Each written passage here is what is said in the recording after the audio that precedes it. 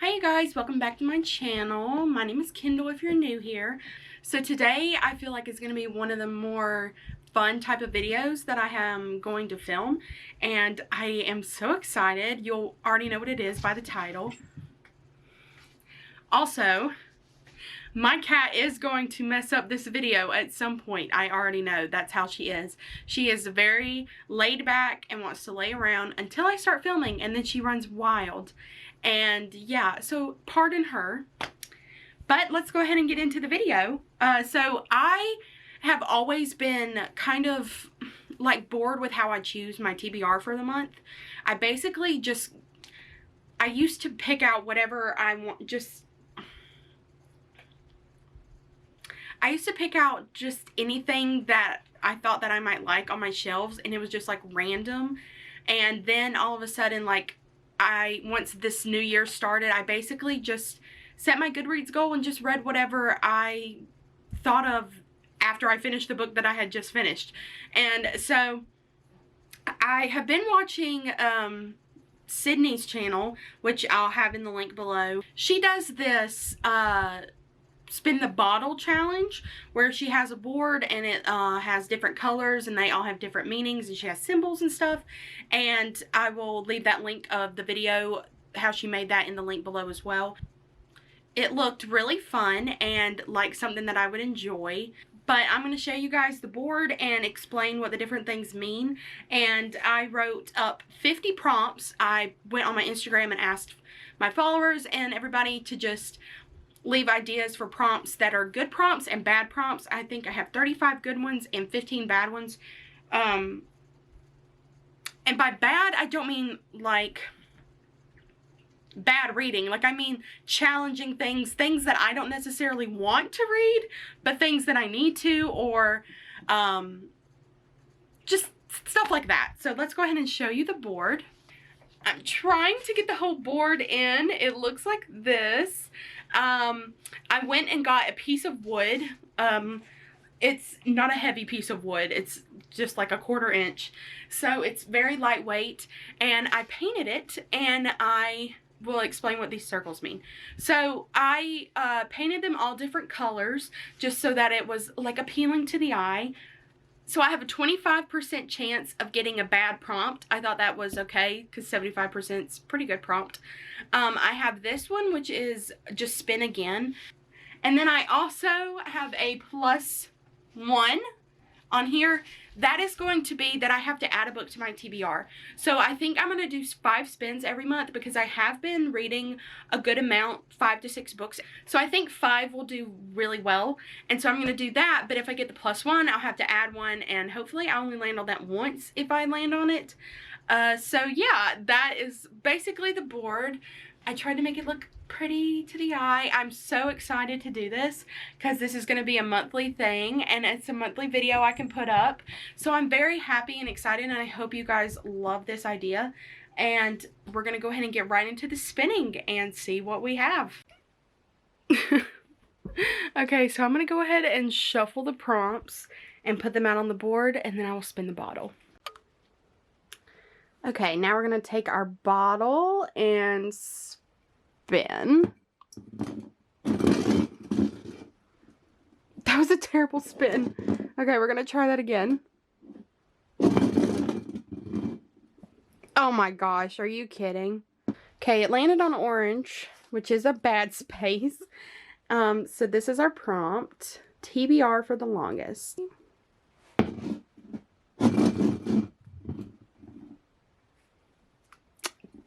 Green. Backlist title. Are you kidding? Oh my god, another bad one, a red one.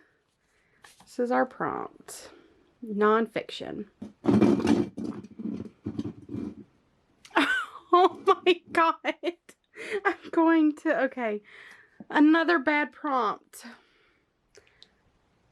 Not so pretty cover.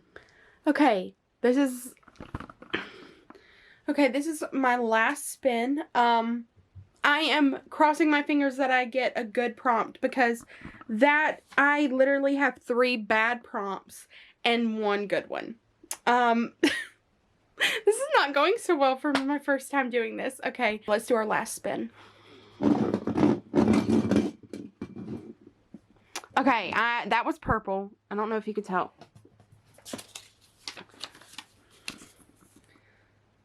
Magical elements. Okay, that could have gone a lot better than it did. I ended up with 3 bad or challenging prompts and 2 good ones. I mean, I don't expect it to happen to anybody else but me. Like, that had to happen. Of course, like, the first time I do this game, yeah. So I'm gonna go through, I have all of my prompts. I ran ahead and picked out the books because I didn't want to show you guys my messy bookshelves. I need to get to them really soon and clean them and unhaul. We're going to do a big unhaul. I don't know if you guys like videos like that, but if you do, let me know in the comments below and I will make sure to do a video of my unhauling. But it's going to be a lot because you can't see it behind me, but I have 2 large stacks of books that I have had and accumulated over the last few months and have not put on my shelves because there's no room. Okay, so let's just go ahead and get back into the swing of things and I'll show you my TBR for the month of April. I'm having to check back in with Olivia and make sure that one of my books actually fits the prompt because I don't know, and she's read it, so I'm trying to get that from her. I picked out 5 books, but I'm going to be reading 6.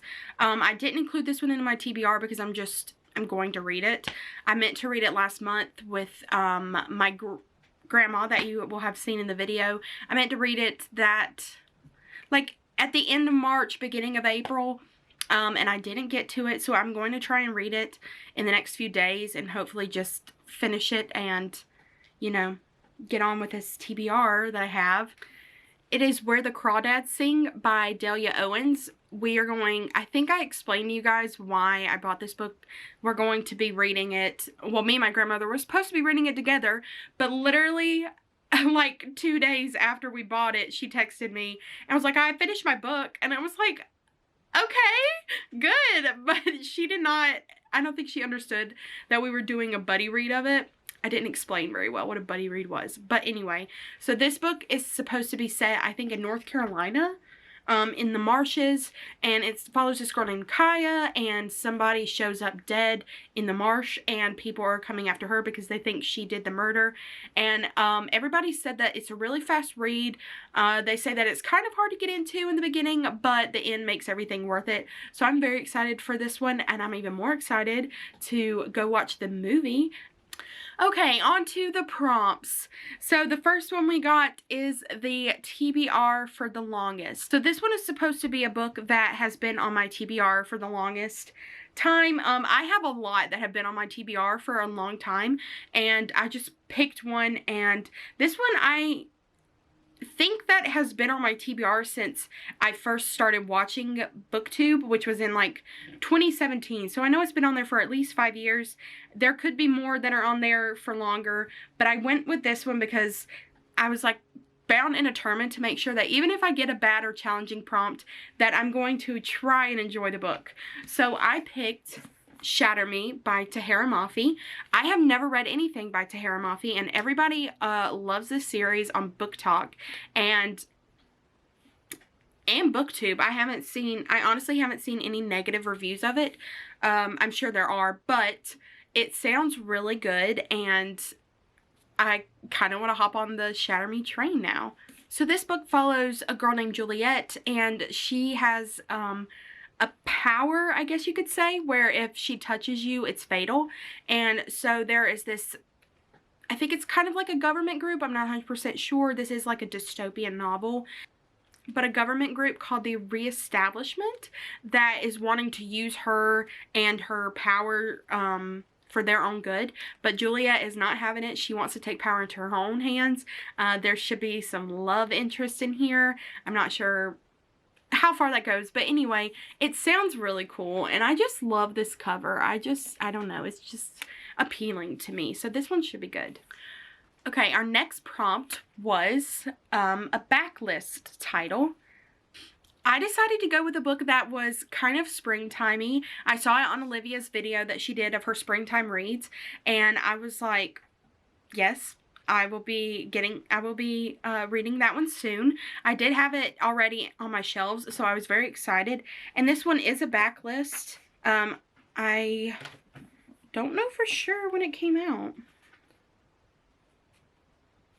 This one's a backlist. It came out in 2016, and she did say that it's kind of sad. It's supposed to be bittersweet, which makes me a little nervous because I'm not in the mood for sad books during like spring or summer, but I just have to read this one since it's a backlist title and since it looks so pretty and Olivia recommended it, so that's enough for me.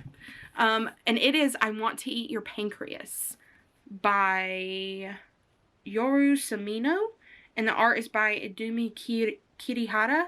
I think that's how you say it. Sorry if I butchered that. I probably did. So basically, this boy finds this girl Sakura's diary, and he reads it. Don't know why he does it, but he does. And he finds out that she is dying from a pancreatic disease, and he doesn't want to be friends with her, but he can't help but like find her cheerful and, you know, just like an amazing person. And so they start to become friends, and I don't know what else happens in this book, but it sounds very cute. I am a little nervous because it just, anytime you bring in a disease where somebody might die from it, I just know that it's going to be nerve-wracking, but I'm fully prepared. I will be okay. But look how pretty. Like, the cover is so pretty. And springtime. The next prompt that we got was a non-fiction book. People may not find this one like a bad or challenging prompt, but to me it is because I don't read a lot of non-fiction, which is a flaw, I know, but I do have a good bit. Like, I have a chunk of non-fiction books on my shelves, so it's about time that I got to them, and that's why I put that prompt in there to try and challenge me to read them and branch out and possibly like them. So I did pick one that is a Christian living book. I have been wanting to read this one for a while, and it is called Forgiving What You Can't Forget by Lisa TerKeurst. Show you the cover. It's got a subtitle that says, Discover How to Move On, Make Peace with Painful Memories, and Create a Life That's Beautiful Again. So it's supposed to be all about forgiveness and figuring out how to move on from situations that you just can't seem to get your mind on and that are holding you back as a Christian. I haven't talked about it on here, and not a lot of people know, unless you know me personally, but I went through a lot of religious trauma with a church that I went to, and it took me down like paths that I didn't want to be on, and it made me into a person that I never thought that I would be. I love who I am now. I love myself, and I love everything that I've become. But there are a lot of things that I haven't been able to let go of, and that held me from having a relationship with God because of the things that I went through and experienced. And that has happened like a few years ago, and it still kind of like hurts me to this day to even think about. You know, I lost people in my life. I've lost a lot of people in my life, not like dying wise, but like have lost their friendship, and stuff like that. I did that all throughout high school and college. I would make friends and then we would just fall out basically. But I always had my church and the church family, and then we had things go on, and I was losing people that I had known my entire life, which was 20 years, and it was just unfathomable to me. But I'm in a good place now. I'm getting back to where I want to be, and I think that this book will help me in that situation. Sorry to get very deep with you guys. I did not expect that to happen, but that's what happened. But I think that I'm going to learn how to forgive people even if they don't want to be forgiven, or even if they don't deserve to be forgiven in certain aspects. So I'm very, very excited for this one, actually. Okay, my next prompt that I picked was a not so pretty cover. That prompt made me nervous because I mainly pick books based on their cover, and I probably shouldn't, but that's what I do. So we'll see. I picked out one that people may be like, but it's not pretty to me. It's not so pretty to me. And it is The History of Wolves by Emily Friedland? I'm not 100% sure how you say her name. I don't know. This font, it's supposed to be like a haunting thriller book, and the font and the cover just don't scream that to me. You know? Maybe that's why I picked it. It's not appealing to me. So this one is following a teenager. I believe her name's Linda, and she is living in Minnesota with her parents.